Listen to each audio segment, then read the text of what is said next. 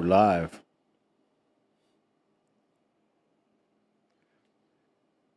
Massive Action Podcast.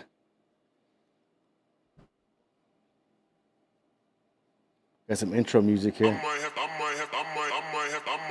Get started here shortly.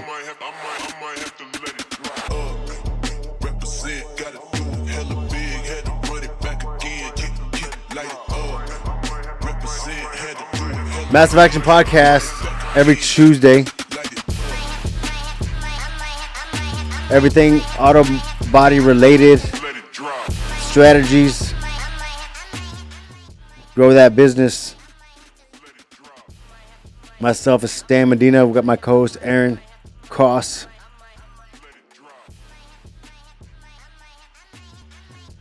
Feel free to leave any questions you have in the chat.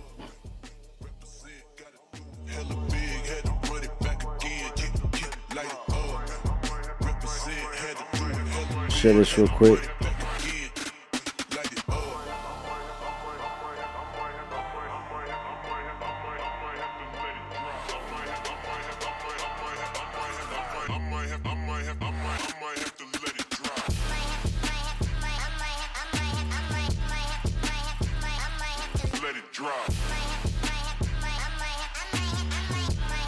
Please share this.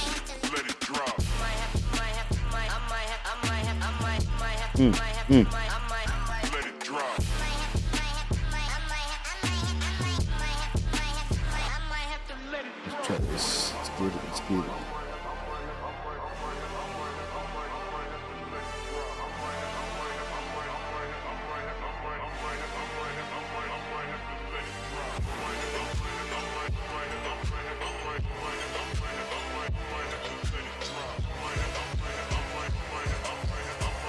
See if that works. Let's get it. Let's get it, man. Today we're going to talk about the body shop matrix. And basically, like, what we're going to talk about is just some of the common mistakes that that technicians make when they want to go independent. Let me see if I can go live here. The chat's on, right? But leave your questions in the comments.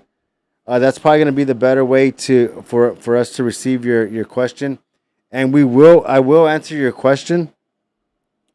If you want to reach out on Instagram, I'm on the Instagram, the Stan Medina, and you can DM me on Instagram, and I will reply to your message. But the body shop matrix is a different way to approach moving forward with your business, right? And so this is what the common path is for a lot of technicians. So a lot of technicians, they'll start off as technicians, right? Whether it be a mechanic, or in the body shop industry, a technician, right? And so they start off, they get familiar with the repair process.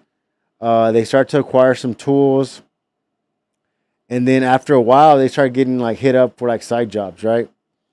And the cool thing about a side jobs is like it's fast money, right? So what happens is the fast money kind of starts to like pull you to be more independent. Mm-hmm. For example, like let's say a technician. Maybe he makes, $750 a week, right? That's flag hours. So what flag hours is it's commission, right? So for every vehicle, it has so many hours, and then they get paid, flag hours, right? So let's say they're bringing $750 a week, right? But then someone hits them up and says, "Hey, I got this car I want you to fix," right? So he says, "Yeah, I'll do it. Give me $500." So he makes $500 on Saturday and Sunday on 2 days. You see? Yeah.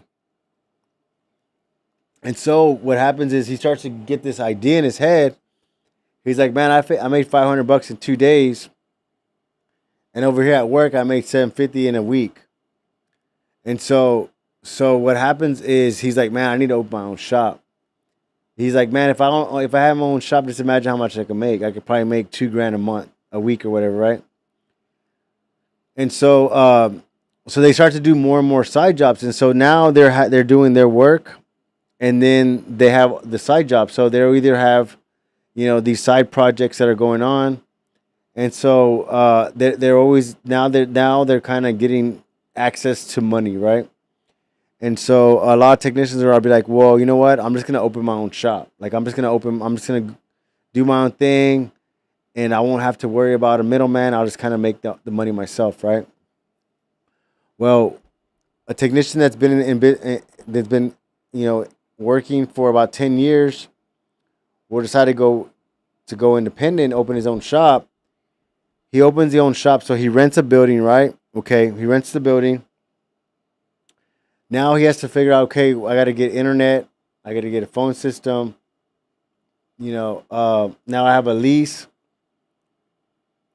So that's just the getting started, right? Okay, he doesn't realize that he has to, you know, get some clerical work. So he has to hire like a secretary or someone to take the calls. Now he's having to figure out how to market. He's trying to figure out how to do estimates, how to do supplements. Now he has to order parts. Now he needs capital, to order the parts. So once you kind of commit to that, you take it off. Okay. Once you kind of commit to that, like there's no turning back. Like you just have to keep doing it. And so they kind of get stuck in the technician work, technician side of it, and so they show up to their shop, and like as soon as they get to the shop, like they start to work. They're working till midnight, and then they go home. They're eating like shit. They're not working out. They get up. They probably wake up at 10 because they're tired. They go to the shop again. They're working all day till midnight again, and so this cycle just kind of keeps going and going and going. And one of the reasons why they get stuck in this cycle, the cycle, and they probably go psycho after they get stuck in this cycle is because they're not developing the skills to grow the business, and so they know how to do the technical work, but they don't know how to do the mental work, right? And so the mental work is a little bit more different because like what I tell a lot of people, like new technicians that hit me up, they were like, hey man, I took over my parents' shop, or I want to open my own shop. I've been painting for 15 years. I have all my guns, I have all my sanders, I have everything I need. I can do it, man. I have a good reputation. People are always hitting me up to paint their car. Uh, and they feel like they can do it, right?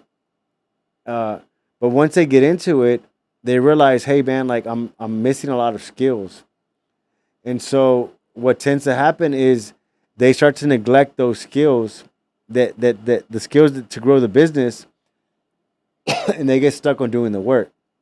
Okay, uh, and so what I tell a lot of technicians, I say, okay, like why do you want to open a shop for? Well, I just want to be independent. I want to make more money. Okay. So, so what I tell them is like, I'm like, dude, like, you got to start to develop some skills and figure out like exactly what you want before you open this business. Because when you open the business, it's going to be double the work, maybe even triple the work, because now you're having to do the work, and then also you're trying to run the business. You're trying to grow the business. So now you have two jobs of doing the work, and then the shop of the job of the owner and growing the business, right? So what's the solution to this, right? Like how can we make things easier, right? Well, there's several things you can do. Um, let's just say if you're a technician and you're like, man, like I'm tired of working, I'm tired of like busting my ass, you know, then I will always suggest, hey, why don't you start to invest in real estate? They're like, well, I don't know nothing about real estate, and so I'm like, okay, well, I coach the body shop matrix, and the body shop matrix is a different way of approaching the industry. It's more strategic, right?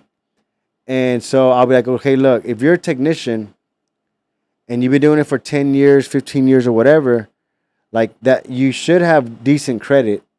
You have consistent income, Hmm. okay? Like you can actually qualify probably to buy a house with your income, okay? Instead of buying a house that you're gonna live in, like why not buy a rental house, right? But see, like they don't see the long term play of it, right? And so the long term play with real estate is like it goes up in value, right? So let's just say you're a technician for 10 years. You have decent income, you have good credit. You can go pick up a rental, right? Uh, and what's gonna happen is it's gonna appreciate in time. So let's just say in the next 5 years it goes up another 100,000 in value. Now you have wealth. That's what wealth is. Net worth is that, right? So one thing I always tell technicians, I'm like, okay, well, what is your net worth? They're like, well, what is that? And I'm like, okay, well, let's take everything that you own, okay, and if you had to sell everything tomorrow, you know, and remember, like if you bought something for 1,000, you can't sell it for 1,000. We're gonna sell everything, right? How much money do you have? Okay, you have 10,000, right? Okay, how much money do you owe? What's your car? How much do you owe on your car? What's your credit cards? What's your whatever, right? Tool payments, what everything, right? Well, if I sell everything I own, I can make $10,000 or 20,000, right? But I owe 50, so that means you're negative 30 uh, net Net worth. worth. Your net worth is negative 30. Okay, so that's a bad spot. Okay, but let's just say uh, I say, okay, you know what? Let me show you how to buy real estate with your income. Okay, and let's just say we buy a property. Check this out. Let's just say we buy a property, and let's just say the property is worth 200,000, right? But we negotiate with the seller through the matrix strategy system, right? And I say, hey, I'm gonna teach you this matrix strategy system on negotiation. Okay, so look, the house is worth 200, right? We make an offer for 150. We pick it up for 150. Okay, now we own the house for 150, and we're renting it out. The tenants are paying the payments on it, but because we owe 150 on the house, and it's worth 200, how much net worth that we make off of that deal? 50,000. So we just made 50,000 net worth on that one deal. Okay, so now that's what net worth is. Okay, so now we just changed the game. So now we're not negative net worth, we're Positive. positive, and that's just one move. Okay, so I tell guys, I said, look, I said I'll show you this. I'll show you the game on the matrix, and if you still decide to open a business, you'll have assets. And so now, because you have assets that are generating income, it's going to be a lot easier to open the business. You're going to be able to accelerate a lot faster because if you need working capital, if you need to get a loan for equipment, you have assets. So the bank's going to see like you're a serious player. You know what I'm saying? So I give them the tools and the strategies they need to kind of go in as like real business people. You know what I mean? Yeah. Not just as a technician that wants to open a business. Because if a technician wants to open a business and he goes to the bank, the bank's gonna identify that it's called a owner operator. Okay, an owner operator is someone that owns a business, but they also like do the work. And so the bank will see that as like, okay, well, this guy is the guy that has to generate the business. He has to do all the work. It might be too risky. Something happens to him. Yeah, something Affect happens the to him, the whole business. business is gonna collapse. But see, a lot of technicians go in there like, no, I've been doing it for 15 years. I know what I'm doing. I know what I'm doing. Yeah, but they're looking at it as a business, like as a business transaction. They're saying, okay, like if this guy's the only one that can do the work, and he's out, who's gonna make the payment on the equipment, or who's gonna make the payment on the lease, or who's gonna make the loan payment? So it's too risky. You know what I'm saying? But if you go into the bank and you're like, hey, I want to open this business, I've been a technician for 15 years. I know the technical side of it, but I also have investments that generate cash flow. Okay, but I'm also getting training on running a business, so I'm developing the business skills. So now, this how does this sound, right? So let's say I come to your bank, right, Okay. and I'm like, hey, I want to open a business. I want to get a business loan. Okay, I've been doing it for 15 years. I've been at the same business company for 15 years. I want to get a loan for 200,000. Okay, so the question you're gonna ask is you're gonna say, okay, well, are you gonna continue working or are you gonna quit your job? Well, I'm gonna quit my job. Okay, so on a $200,000 a loan, you're probably gonna be paying $2,000 a month. How are you gonna pay the $2,000 a month? Well, I'm gonna work. Like I'm gonna bring business in and I'm gonna do the work. Okay, but what happens if you get sick? Well, I'll get a savings. Okay, but what if you can't work for 2 months? Like who's gonna make that loan payment? Well, I don't know. It's too risky, right? Mm-hmm. But let's do a different scenario, right? Because you kind of are getting some coaching, you're learning some skills. You go to the bank and you says, hey, I wanna apply for a business loan. Okay, what do you want to do? Well, I'm gonna open a auto repair center, right? Okay, what's the plan, right? Well, the plan is that uh, I have a technician background, but I've developed some skills as an owner and as a manager. So I'm gonna hire two technicians to do the work for me, and basically I'm gonna market. This is how I'm gonna market, and they're gonna say, okay, well, what if you can't make the payments? Well, you know what? I have these rental properties that pay me cash flow every month, so I have extra income here. So if you want to look at those, you can look at those as extra income. So now the bank's saying, okay, this guy like he wants to do business. You know what I mean? Because see, banks are whenever you go to get a loan for a business, it's not a conventional loan. It's not like going to buy a car. That's a consumer loan. Whenever you go to the bank and you're saying, hey, I want to get a business loan, they're looking at you as a business partner. All right. So for example, let's just say you want to open a business loan, right? I'm gonna say, okay, well, uh, I'll lend you $10,000 for 10 years. The payments are gonna be 250. Interest rate 7%. So they already know they're gonna make probably $4,500 off for you, Mm-hmm. right? But they also know as a lifetime customer, they'll probably make $1 million from you. More loans that You I see it? take out. Yeah. So they look at it as a lifelong customer. They're saying, okay, what's Aaron's credibility? Like let's start him off small, and then we'll start to bump him up with more money, because they're making money off the interest, and that's how banks make their money. So it's a partnership deal because like once you build a relationship with them, they know you're a good investment. Hey, give Aaron 30,000 for his business. You know, off that 30,000, we're gonna charge him 8.5% interest rate. He's gonna make money with that money, but you want to see what? Like, let's show you what the bank will make. Look, this I'm gonna give you some numbers here. Off of 30,000. Yeah, so look, I'm gonna do 30,000. I'm gonna say, let's just say, so whenever you're dealing with banks, uh,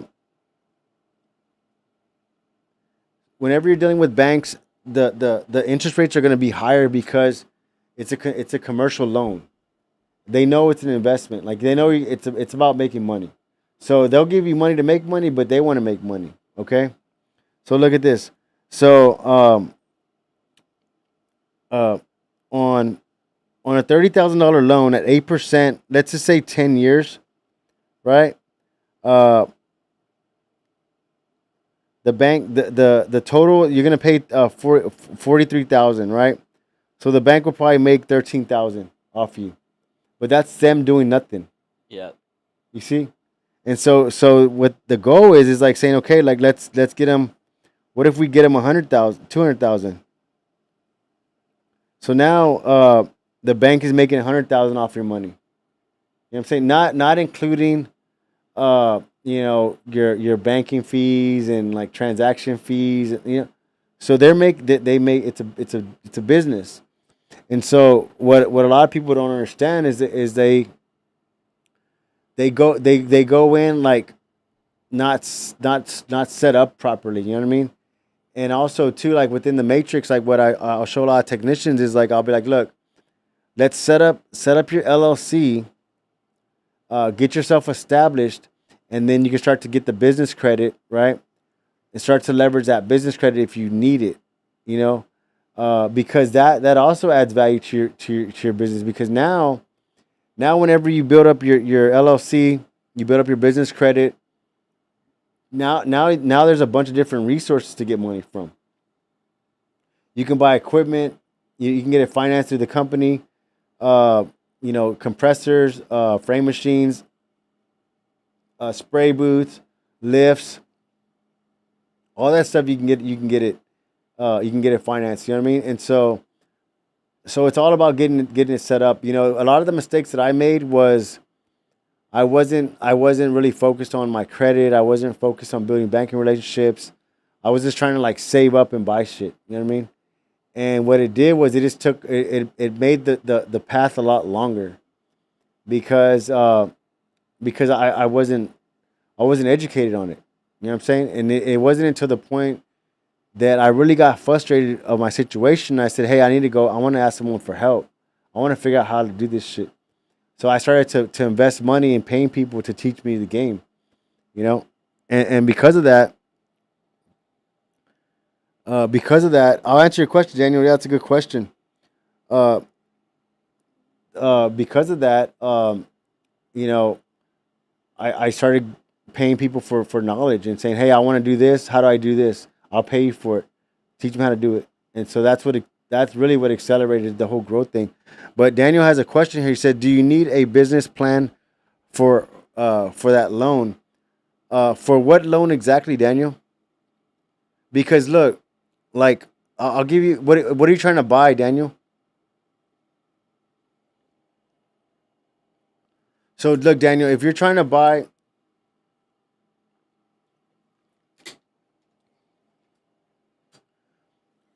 it depends what you're trying to buy, Daniel. So for example, if you're trying to buy a a frame machine or a paint booth, right? One of the ways you can buy that is you can go to a bank, go to a small bank, and you can start by getting a collateral loan. And a collateral loan, you're gonna go to the bank, says, "Hey, I'm gonna deposit 25,000, and I wanna get a collateral loan for the 25,000." Okay, building improvements and more equipment. So Daniel's talking about building improvements and more equipment. Okay, look. So for the equipment, uh, you can get a loan for that. You would have to go like you have to build a relationship with your banker. So that's why it's important to start building a banking relationship. And so the way you build a banking relationship is like you're gonna have to go to several banks and you're gonna have to talk to a commercial lender. Okay, a commercial lender is gonna be a business. He works with businesses. Okay, a commercial lender is gonna be like, okay, what are you trying to do? You're saying, well, I want to buy a paint booth or I want to buy a frame machine, right? Got it. Okay. Well, we need to build some credibility with you. So there's two ways to do that. Okay.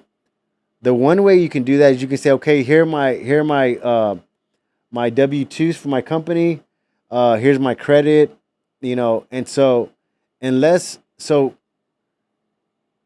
unless you have business credit, most of the time they're gonna put it as you're gonna be the personal guarantee of that loan. So for example, Daniel, I'm not sure your business structure. Uh, but let's just I'm just gonna assume like uh Daniel, if you what I need some more information, Daniel. Like because there's different ways to do it. For example, like let's say you want to buy equipment, right? Okay. If you have business credit, you can buy it under the business credit. The thing is, it's probably gonna have a higher interest rate. Okay, the terms will be a lot lower. But if you want to build a banking relationship, they'll ask you for 20% down. So, for example, if the equipment is 10,000, all you have to put is 2,000 down. They'll finance the rest, but they're probably gonna want you to put insurance on it. So whether it's gonna be the paint booth or the frame machine or the lift or whatever, they're gonna want some kind of replacement insurance, and that's just in case there's a fire. They want some kind of replacement insurance on that money. For the building improvements, um, the way that you would do the building improvements is it depends what you're trying to do.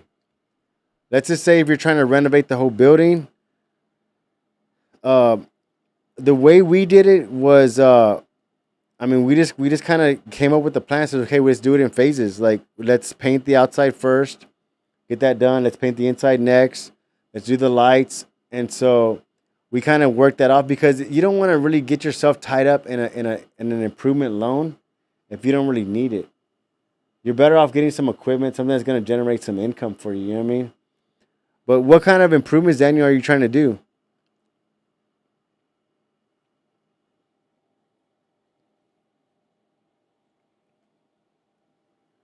So okay. So let's just say the building improvements, right? There's different ways that you can do improvements. Usually, what I'll show guys in the matrix is like, let's just say, Aaron, you want to open a shop, right? And you're like, man, I want to open a shop. Uh, I'll be like, okay, do you want to buy it or do you want to lease it? Finish closing up.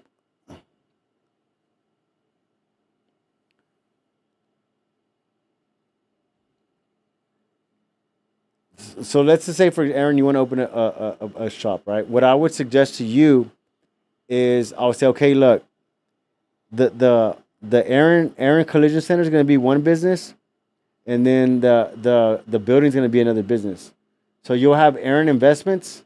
Aaron Investments owns the building, and then Aaron Collision rents from Aaron Investments. So now that's two businesses. So whenever you go to the bank, they're gonna be like, okay, well, is it all combined or it's two different businesses? Because now you're leasing it from yourself. You see? Yeah. So now you own the building, but you're also renting it from yourself. So you're actually paying yourself, right? And so now you're actually building equity in that building. So let's just say you wanted to do a building improvement. If the equity is there, you can refinance it. So let's just say the building's worth 300,000, right? And you only owe 200,000 on there. You can get it refinanced, and you could pull some equity out. Your payments will go up, but you could pull that cash out to put into the building.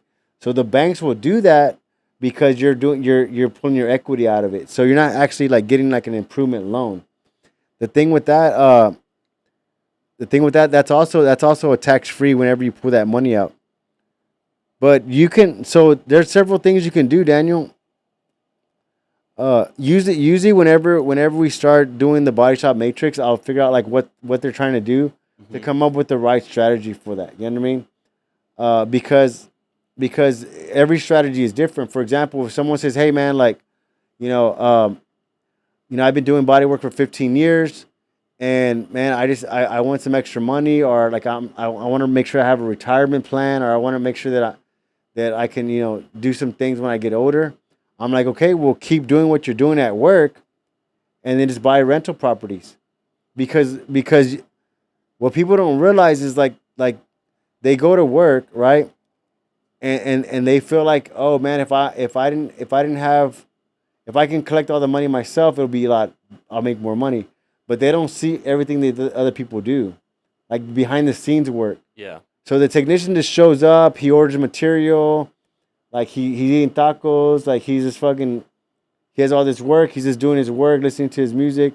He's making money, but he doesn't see all the back end work. You know what I mean? If you're comfortable just making money and working, like stay doing that, stay doing that, and then invest in real estate over here. And then whenever you get tired of doing this, you'll have all this you build up. Yeah. You know, and so whenever I started to grow the company, uh, usually what I would do is like I had it was myself and maybe a helper, right? And we would do like about 5 or 6 cars at a time. Like we were just like trying to do all this work. Was this collision repair? No, it was like a South Texas Custom. Custom? Yeah. So I was doing like custom work. I was doing insurance claims, whatever. I was. It was a mess. Like I was just working, working, working, and I would make money, right? But a lot of times I would just spend the money on like stupid shit. Like I would buy like, rims, or like I would be fixing up a car, clothes, like jewelry. Like uh, I wasn't really buying anything that was like generating like passive income, And so whenever I kind of like looked at the business, I was like, dude, like this business is not really like it's solely reliable on me, you know. So that's when we kind of rebranded and we came up with the Body Shop Matrix. I was like, you know what, I need to figure out how to like accelerate, all the time that I've lost, and I need to figure out like how to kind of leap past everybody else and not do what everybody else is doing. And so I combined it, the real estate with the collision industry, with commercial investing, with RV parks. So like we have these different streams that all work together, and that's what the matrix is about. It's like saying, okay, like you're a technician, you have a skill, let's fucking use that skill to acquire all this wealth, and then whenever you decide to retire, like you'll kind of be good. And you need to get money from the banks. Okay, this is how you do it. You need to market your shop. This is how you do it. You want to build a brand. This is how you do it. You want to hire some people. This is how you do it. And so we kind of figured all these components out, because I remember when I was a technician trying to do all the work, dude. It was crazy, dude. Like I would my dude, like my hands would be all like, my nails were never clean. They always had paint in them. Paint. My hands were like kind of like, sometimes they'll get like real dried up because from the lacquer thinner. Uh, Those fumes. fumes, like just paint. My clothes would be all painted. You know, so I remember that. I mean, it was a lot, dude, and we'll have to go like to like the kids' events and stuff. I'll be all dirty, my shoes will be all like, your shoes will get all oversprayed on them. It's just kind of, and I was like, man, there has to be another way to do this. But let me know if you have any questions. Daniel said he's finishing up, closing up the shop, and I appreciate everybody watching us on YouTube, man. If y'all can, subscribe to the channel, give us some hearts, give us a 100. Do you have any other? I know we had some questions like that, but I kind of went off on the Body Shop Matrix stuff. No, I think that was it for today. Yeah, so the Body Shop Matrix, man. If anybody's interested in that, just send me a message on Instagram, and we'll jump on a call. Like usually, what I do is I'll jump on a call to see if it's a right fit, because like I'm not a one-on-one dude. Like I don't have time to do one-on-one stuff. We'll sit down and we'll figure out a strategy. We'll figure out like if it makes sense. Tell them what your Insta is. The Stan Medina, yeah, the Stan Medina on Instagram. You can also leave a comment on the video, and I will reply to your video. You can also go to the link tree, right? The link tree has also our information on there. I also, on the link tree, we have the Body Shop Blueprint, and so that actually shows like what steps that need to be in place to kind of make the operation run smoother, right? Because for a long time it was like kind of, we would jump around with a lot of different things, and a lot of stuff wasn't organized. Like this morning when I told Eric, I says, hey, don't just kind of like, Jesse, don't just tell him what you need. Like get an order form, write a date, document it, send me a picture of it. So that's a process, right? And the purpose of that process, and I'll share that process if anybody's watching. So whenever someone needs a material, what we do is we have one guy. He's in charge of filling out the order form. So he'll put the date on there. He puts what they need, all the material, right? The list, the part numbers of the sandpaper, filler, whatever, and then he sends a picture to me, right? He sends a picture of me, And what I do is I kind of screen it real quick because on our whiteboard we have a thing. It's called a whiteboard. It's a digital whiteboard that has all the vehicles on there, and it has the status of where they're at, this and that, right? So whenever they send me that order form, I can look at it really quick and I can know if something's not right on there. For example, like if there's a gallon of body filler on there, and we don't have any body work that we're doing in the shop right now, right? If I identify that, I'm like, why are we ordering body filler and all this sandpaper? We're not even doing body work right now. Everything's panel replacement. I can say, Yeah. hey, what are we ordering this for? Oh, well, the guy's almost out. Like he's like, we might as well just order it just in case. I was like, no, that can wait. So just that one thing, it kind of eliminates excess cost, right? And because Eric is responsible of that, like we hope he feels accountable for that list, right? So he fills out the list, and so we also let him know, hey, this stuff is not cheap, so make sure that we're being wise with what we order. So that's kind of one of the things that we share within the matrix. But the body shop blueprint breaks down a lot of that stuff, and also too, like everybody that gets the body shop blueprint, I'm giving them the body shop matrix video that talks about the real estate and how to build those LLCs and all that stuff in there. So man, hey, thanks for watching, guys. Daniel, man, hit us up, Daniel, on Instagram. I think Daniel already hit us up, but let us know if we can help with your business, man. And if there's any technicians out there that are looking for some tips, strategies, and stuff to get to the next level, man, hit me up, man. I'm on Instagram. I always reply, man. I always reply. We're out. We're out. Get it. I might have to let